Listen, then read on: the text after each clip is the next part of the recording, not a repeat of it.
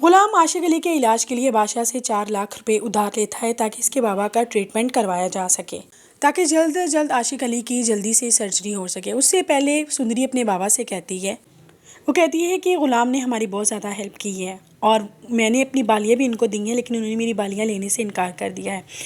आशिक अली जिस तरह सुंदरी से ये बात सुनते हैं तो उनकी आंखों में आंसू आ जाते हैं। वो गुलाम को अपने पास बुलाते हैं और हाथ पकड़ कर कहते हैं, वो कहते हैं कि बेटा, मेरी ज़िंदगी का कोई भरोसा नहीं, मेरे मरने के बाद मेरी बेटी की हिफाजत करना। गुलाम जैसे ही आशिक अली की बात सुनता है वो बहुत ज़्यादा जज्बाती हो जाता है। वो कहता है कि आपको परेशान होने की ज़रूरत नहीं है और आप सुंदरी हमेशा मेरे पास अमानत ही रहेगी। उतनी देर तक डॉक्टर सर्जरी का ऑपरेशन स्टार्ट कर देते हैं। तो दूसरी तरफ हवेली में ये कहराम मच जाता है कि गुलाम ने बादशाह से 4 लाख रुपए उधारे लिए हैं। जैसे जैसे ही दाजी को पता चलता है वो गुलाम को बुला के सबके सामने उसकी इंसल्ट करते हैं।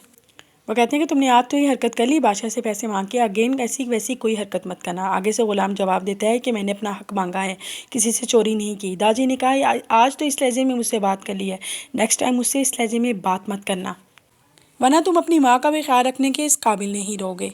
उसके बाद गुलाम अपनी माँ लाजो के पास जाता है और उससे जाके कहता है कि माँ, एक दिन ऐसा टाइम आएगा कि हम जब मेरे पास बहुत ज़्यादा पैसे हो जाएंगे और हम बहुत जल्दी से हवेली को छोड़ के चले जाएंगे। दूसरी तरफ सुंदरी बेहद हॉस्पिटल में परेशान होती है। वो रो रही होती है कि पता नहीं उसके बाबा ज़िंदा बच भी पाएंगे या नहीं। डॉक्टर ऑपरेशन थिएटर से बाहर आके कहते हैं कि इनके बाबा की डेथ हो गई है। सुंदरी जिस तरह सुनती है, सुंदरी वहीं पे बेहोश हो जाती है। लेकिन जिस तरह उसको होश आता है, उसको पता चलता है कि उसके बाबा इस दुनिया में नहीं रहे, तो वो बहुत ज़्यादा गुलाम के सीने से लगी रोती है। गुलाम आशिक अली की सारी तदफीन करवा के वापस आता है और उससे कहता है कि मुझे अब तुम्हें किसी महफूज मुकाम पर लेके जाना चाहिए। वो बादशाह को कॉल करके कहता है कि एक गरीब मस्कीन सी लड़की है और उसको हमारी हेल्प की ज़रूरत है। बादशाह दरिया दिली का मुजाहरा करके कह देता कि उसको अपने शहर वाले घर में पनाह दे दो। गुलाम उसे वापस शहर वाले घर में जाकर उसको छोड़ आता है कि वो वहाँ पर हमेशा के लिए महफूज रहेगी।